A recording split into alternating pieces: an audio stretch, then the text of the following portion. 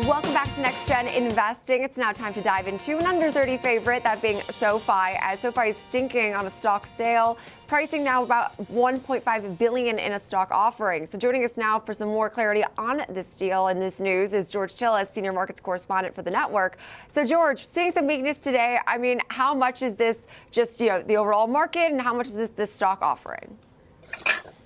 Well, obviously the most of it is the stock offering. I'll give you some numbers in a sec, but I think in the context of the market too, Jenny, there's a part of that here with SoFi, which, has still done extremely well this year. Considering even though the stock has been down over the past few weeks or so, it's still up over about 68, roughly speaking, percent on a year-over-year basis, or in the last 52 weeks. But we talk about this one often, and one of the things we talk about in the context of this company, as well as many companies, is profits matter. SoFi is now profitable, and I think that speaks to why the stock is higher over the last 52 weeks by quite a large margin.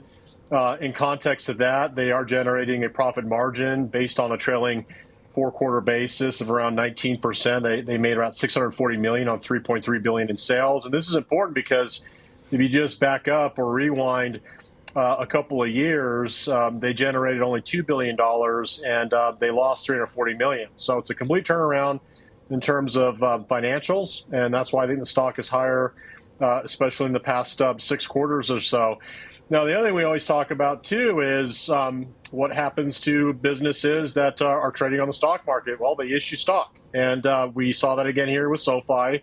They denoted an additional 54.5 million share of common equity. Roughly, it's around $1.5 billion. And essentially, they're doing what they're doing, which is financing, selling general administrative expenses, but also expansion. So they're going to being issue equity. They're bringing in cash, and essentially, they're going to be using those cash monies that are coming in to, of course, for capital expenditures, technology enhancements, and growing their business. This is what healthy companies do.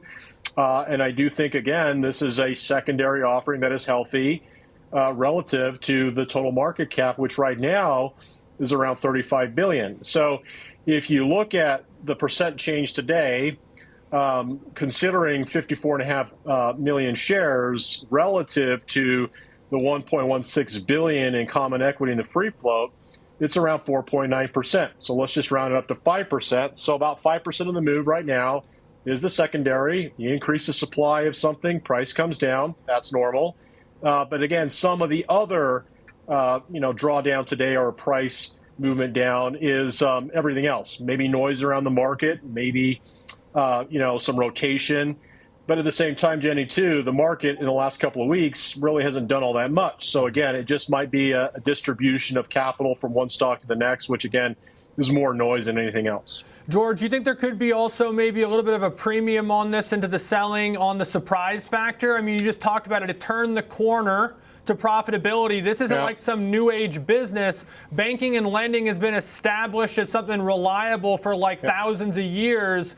I was surprised to read this morning. Do you think there's any truth to that? Well, look, I think you're right. Finance hasn't changed in thousands of years. The nature of banking hasn't changed, the core nature of banking. Financial instruments have evolved over time. I think the business itself is expanding in multiple horizontals. You have to think about personal loans, credit cards, mortgage, insurance, investments, crypto trading. And the reason I'm bringing this category up, crypto trading, is I do think that part of the move to the downside that we're seeing in the past couple of weeks is a function of what's going on in the crypto markets, because SoFi is still a growth company. Growth areas of the equity complex and also growth areas in non-equity complex like Bitcoin aren't trading very well. And so I think some of the movement today is a function of it being a high beta growth area of the financial ecosystem. Outside of that, like I said, the movement today might be down because it's Friday, but also because it was a little bit of a surprise on a Friday, and that could add to some of the selling pressure we're seeing today. Okay, yeah, and I think that a good place to leave it and a good way to put some of the pressure we're seeing today. Appreciate it, George Tsilis, for all of that breakdown.